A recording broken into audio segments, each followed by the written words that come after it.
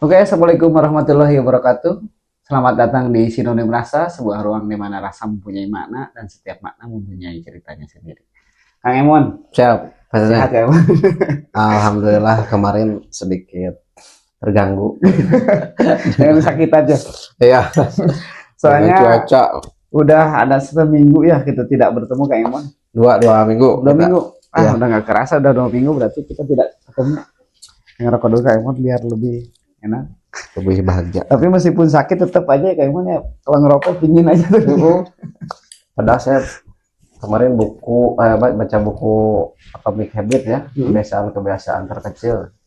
Sebenarnya saya ingin berhenti merokok, alhamdulillah saya berhenti ketika di jalan merokok. Dan merokok berhenti. Berarti selama 2 minggu itu nggak ngerokok. Enggak ngerokok. Tapi bicarakan tentang space dari lama kita tidak bertemu Kang Emon nih. Iya, siap Pak Ceng. Kebetulan banyak juga yang terjadi khususnya untuk diri saya pribadi. Sehingga pada akhirnya banyak hal-hal yang ingin saya ceritakan, ingin saya diskusikan dengan Kang Emon nih. Salah satunya saya pernah ini Kang Emon, sedikit bercerita Kang Emon ya. Saya pernah pulang kerja nih sore-sore, duduk di atas motor. Kalau sore-sore kan banyak orang yang lalu lalang nih, yang pergi, yang apa namanya, yang pulang kerja nih. Nah saya duduk aja di pinggir jalan gitu, di atas motor sambil melihat orang-orang yang setiap muka-mukanya gitu, yang berlalu lalang gitu, tiap mukanya ada yang senyum, ada yang suntuk, mungkin karena capek, entah itu karena pekerjaan ataupun dengan ada yang buru-buru, ada yang santai. Saya memperhatikan satu persatu kayak gimana. Sehingga pada akhirnya saya mengambil kesimpulan, ini orang-orang yang mereka cari apa sih? Saya berpikir bahwa ketika yang mereka cari itu tidak jauh dari membicarakan tentang kebahagiaan. Kebahagiaan. Nah, sehingga dan banyak orang juga mencari kebahagiaan tapi tidak tahu juga, khususnya saya juga mungkin bahagia itu apa gitu. Mungkin kita diskusikan aja Kang Emon, bukan artian bahwa kita paling paham tentang kebahagiaan. Karena relatif ya bahagia. Nah ini mah lebih ke sudut pandang kita aja sih Kang Emon. Oh, siap. Menurut Kang Emon untuk kebahagiaan itu seperti apa sih? Ya berangkat tadi dari riset Pak Ceceng ya, melihat lalu lalang, sebenarnya orang-orang mau pada kemana? Jalan sampai berantem dan sebagainya kan, karena macet dan sebagainya. Ya memang tujuannya itu kan mereka itu kalau bicara masalah global kehidupan ya, yang kita cari itu yaitu kebahagiaan memang Pak Ceceng. Nah tadi pertanyaan Pak Ceceng kalau bicara masalah bahagia, bahagia itu apa? Kalau saya boleh ya berpendapat, menurut saya itu bahagia itu keadaan pikiran atau perasaan senang ya, tentram dan puas secara lahir ataupun batin ya, bebas dari rasa susah biasanya bahagia itu.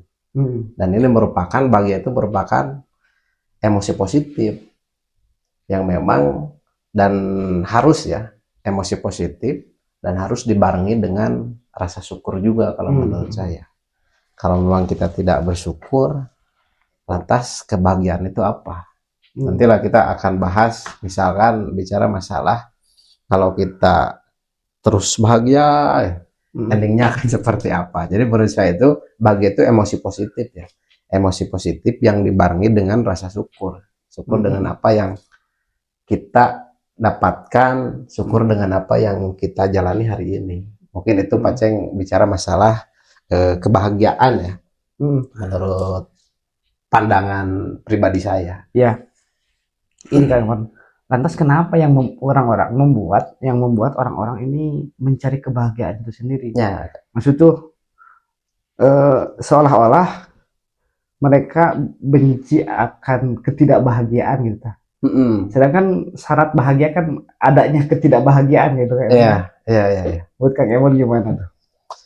Ya memang kalau bicara masalah apa sih tujuan mereka ya, ingin bahagia itu apa? Tujuan kita lah, tujuan saya ingin bahagia itu ya tadi. Kalau berangkat dari tadi pandangan saya terkait kebahagiaan, Tujuan saya itu untuk bahagia itu karena saya itu ataupun mereka itu ingin mendapatkan ketenangan dan ketentraman tadi. Bang, bicara masalah ini dalam ya, bicara masalah ketenangan, ketentraman. Iya. Itu yang kita kejar hari ini kan. Tapi secara logika kan dunia itu panah ya. Iya. Dunia itu rusak.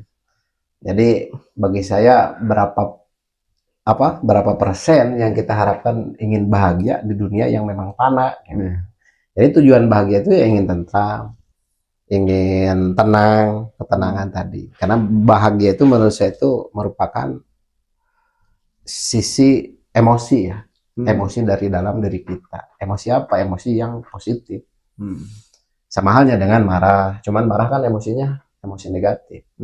Jadi jauh lah. Tadi makanya saya di awal bicara masalah kebahagiaan itu rasa ketenangan, ketentraman, lahir batin, dan dibarengi juga dengan rasa syukur. Itu menurut saya kenapa kita mencari kebahagiaan tadi, Pak Ceng. Oke. Ketika hal seperti itu, tadi mungkin kenapa tujuan orang mencari kebahagiaan gitu. Lantas apa sih yang membuat orang itu tidak bahagia kayak Mas? Nah, menurut orang itu tidak bahagia. Ya mengapa gitu orang itu tidak bahagia? Jadi sebelum ke sana Pak Ceng ya, sebelum ke sana. Jadi kebahagiaan tadi menurut saya pernah baca buku Russell ya. Russell, jadi kebahagiaan itu tidak akan pernah didapatkan oleh mereka yang secara langsung ingin mendapatkannya. Jadi tidak bisa. Ini gimana tuh? Kita ingin bahagia dan kebahagiaan itu didapatkan secara langsung misalnya. Nah, secara langsung didapatkan, ada proses, tidak semudah itu Ferguson ya. Bicara masalah kebahagiaan. Jadi ada hal yang harus disingkirkan dan ada pula hal yang harus dihadirkan untuk mendapatkan kebahagiaan menurut asal tadi. Iya. Jadi demi kebahagiaan manusia itu membutuhkan apa?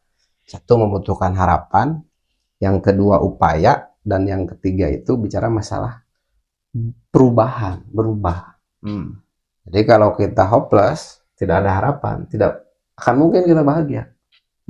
Nah, kalau tidak ada upaya, tidak ada ikhtiar untuk bahagia, misalnya kondisi hari ini saya tidak bahagia dan saya tidak ingin ada perubahan, ya bagaimana ingin bahagia? Karena ikhtiarnya juga, upayanya juga tidak ada. Dan yang ketiga bicara masalah tadi manusia untuk mendapatkan kebahagiaan itu harus adanya perubahan. Kita harus berubah dan hal-hal itu. Nah, tadi saya masuk ke pertanyaan Pak Ceceng. Apa sih yang membuat orang itu tidak bahagia? Itu kan pertanyaannya. Ya, menurut Russell, bicara masalah ada 3 hal ya menurut Russell itu membuat orang tidak bahagia. Yang pertama, Russell itu bicara masalah kenapa orang itu tidak bahagia? Karena adanya kepribadian Byronic menurut Russell itu. Nah, kepribadian Byronic ini bukan hal yang aneh. Jadi Byronic itu dari sebuah nama ya. Sebuah nama yang memang dia itu penyair. Namanya itu aslinya itu Lord Byron. Jadi Lord Byron itu seorang penyair dan puisi-puisinya itu ciri-cirinya itu melankolis. Melankolis, sedih, terus hal-hal yang memang seolah-olah tidak bahagia. Jadi kepribadian Byronic ini, jadi orang-orang yang mempunyai kepribadian Byronic ini itu seolah-olah tidak ingin kebahagiaan. Jadi orang-orang itu milih untuk susah. Orang itu yang tidak susah itu dipilih gitu kan? Iya, jadi itu yang membuat orang tidak bahagia. Misalkan saya memilih idealis, saya memilih kritis.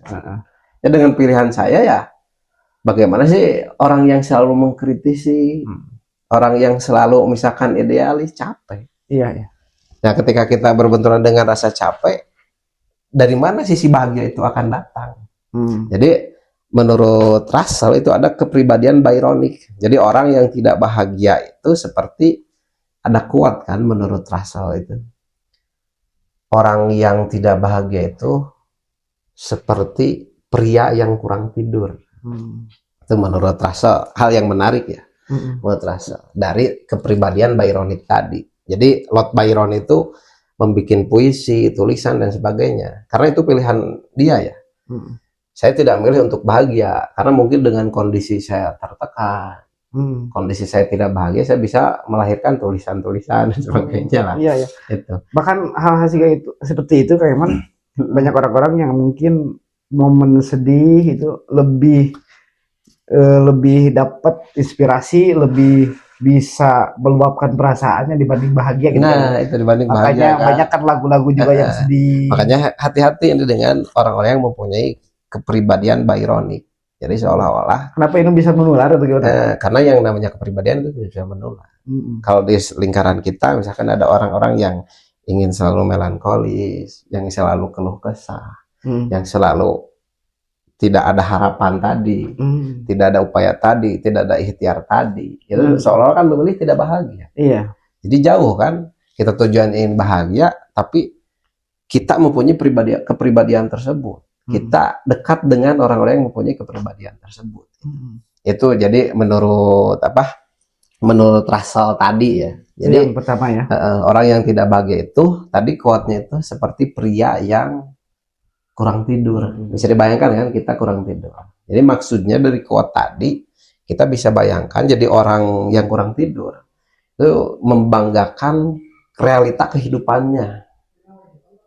Bangga dengan realita kehidupannya. Saya kurang tidur karena saya sibuk kerja ini, kerja itu dan sebagainya. Tapi di sisi lain ada orang yang memperhatikan ya. Itu hal jelek gitu kan. Kasihan dia itu capek. Dia itu kurang tidur, waktu banyak terbuang dan sebagainya. Ya, kebahagiaannya di mana? Bahkan tidak memperhatikan hal-hal kecil. Jadi orang yang tidak bahagia itu seperti laki-laki yang kurang tidur. Laki-laki kurang tidur itu kan kita nafsu, ya amarah, marah. Itu kan mudah terpancing. Atau enggak lagi tidur diganggu. Nah, yang kedua, kenapa kita tidak bahagia? Menurut Russell itu adanya mindset dalam diri kita itu mindset persaingan ataupun kompetitif. Kompetitif ya. Jadi logika persaingan, mindset persaingan dalam artian ketika misalkan orang di sekitar, misalkan dia udah punya pacar, kapan saya ya? Kan capek. Mindset persaingan itu. Misalkan mereka maju, misalkan kalau di sekolah dapat peringkat ke-1. Ataupun orang lain maju, kapan ya kita menonjol? Kapan ya? Nah, itu bukan berarti jangan juga ya, ini diterapkannya beda tempat ya. Kalau misalkan kompetisi 17 Agustusan, misalkan sepak bola Tarkam, orang mahnya misalkan di kampung ya, orang mah mau ikut bersaing karena capek. Nah, bukan hal dalam konteks itu maksudnya. Tapi beda konteksnya ya kan? Beda konteksnya. Tapi dalam kehidupan sehari-hari kita, misalkan orang lain menonjol, kita kapan kita? Ya, jadi capek. Terus ada persaingan. Nah, karena ada persaingan, takut kalah, kecemasan. Iya, adanya kecemasan, adanya kekhawatiran, itu capek. Yang mempunyai kepribadian ataupun mindset persaingan atau kompetitif, itu tidak akan bahagia. Ya, menurut Russell ya tadi itu paceng yang kedua. Dan yang ketiga itu ada menurut Russell orang yang tidak kenapa orang tidak bahagia? Menurut Russell itu yang ketiga itu adanya perasaan gembira yang meluap-luap. Itu bisa membuat tidak bahagia juga. Nah, itu menurut Russell tidak akan pernah bahagia. Karena kenapa tuh? Kegembiraan yang meluap-luap itu bersumber dari kebosanan dan gembira. Ya. Nah, kebosanan dan gembira. Misalkan kita itu menang terus, pasti ada di titik bosannya. Misalkan peringkat kita baik terus. Ya misalnya kayak tim bola kita terus menang terus. Ya udahlah. Jadi udah tidak aneh. Udah tahu kita kan. Sudah tidak aneh. Ketika sudah tidak aneh, timbullah kebosanan. Kebosanan. Dalam artian kan bicara masalah kebosanan ini hal yang memang gawat ya. Menjaga titik kebosanan kita itu memang luar biasa. Penjagaan bagaimana caranya kita tidak bosan. Ya, berarti ketika kita bahagia, kalau stuck kebahagiaannya, misalkan di angka 10, Ketika kita sudah mencapai angka 10, ya otomatis bakal timbul adanya kebosanan tadi. Kita bosan, bahagia terus. Sesekali kita nekatlah melakukan kebiasaan yang memang di luar daripada kebiasaan itu. Nah, makanya tadi dalam pengertian saya menggarisbawahi orang yang bahagia itu tenang, tentram, lahir batinnya senang, dan dibarengi dengan apa? Dengan bersyukur. Nah, ini kalau tidak dibarengi dengan bersyukur, kalau menurut saya timbulnya kebosanan. Terus gembira yang meluap-luap misalkan. Nah, orang-orang ini gembira biasanya kegembiraan itu yaitu melampaui batas, meluap-luap. Saking meluap-luapnya kegembiraan yang kita dapatkan, pada akhirnya kan kita capek membangga-banggakan, capek misalkan melakukan hal-hal yang memang seolah-olah ini orang lain tidak bisa, kita udah bisa dan sebagainya. Pada akhirnya kita capek. Ada titik capek juga. Ada titik capeknya juga. Nah, itu makanya hal yang memang gembira yang meluap-luap itu tidak bisa menjadi tidak bahagia juga. Makanya tadi menjaga, mensyukuri dan membagikannya ya.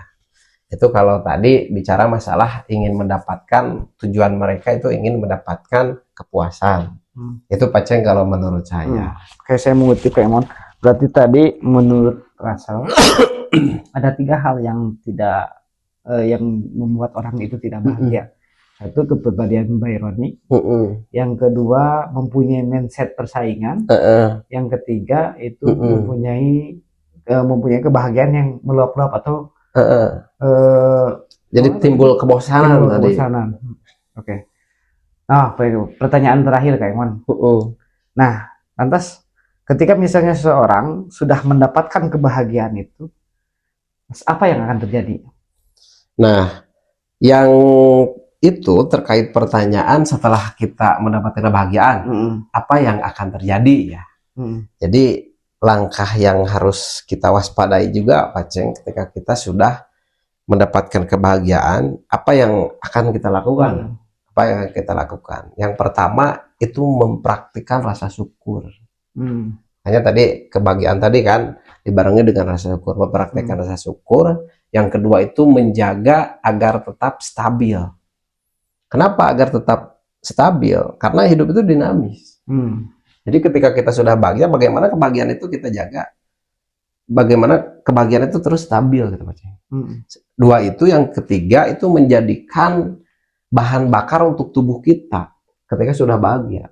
Jadi motivasi lah untuk tubuh kita, motivasi bagaimana kita tadi proses bersyukurnya, terus yang kedua bagaimana cara merawatnya supaya stabil kebahagiaan itu, terus menjalankan kebahagiaan itu sebagai asupan yang positif lah kepada diri kita. Dan yang keempat yaitu tetap bersiap untuk musim berikutnya. Kenapa untuk musim berikutnya? Karena bahagia itu satu emosi tadi ya, emosi positif. Terus yang kedua, yang namanya hidup itu kan dinamis. Hari ini saya misalkan bahagia dengan Pak Ceceng nih, bisa bertemu atau ada bahasa, alhamdulillah kita bisa berkumpul sekeluarga, kita merasa bahagia. Nah, tidak akan selamanya berkumpul kan? Pasti suatu hari kita ada perpisahan lagi dalam keluarga itu. Nah, itu untuk mempersiapkan itu. Jadi untuk mempersiapkan bagaimana tetap bersiap untuk musim berikutnya, karena kehidupan itu dinamis. Nah, kalau tadi misalkan sudah mendapatkan bahagia, lantas kita gembira yang meluap-luap dan sebagainya, pasti tidak akan mendapatkan bahagia. Masuk ke poin yang ketiga ya. Masuk ke poin yang ketiga tadi. Jadi kita harus bagaimana kita mempersiapkan musim berikutnya. Musim berikutnya dalam artian yang tadi kan, hidup kita itu dinamis. Hari ini kita bahagia, misalkan mau makan tinggal makan, mau minum tinggal minum. Tidak seperti itu kan. Suatu hari nanti misalkan makan susah, minum susah. Ya kita harus mempersiapkan hal itu. Itu untuk tetap bagaimana kita itu mendapatkan kebahagiaan tadi stabil. Kalau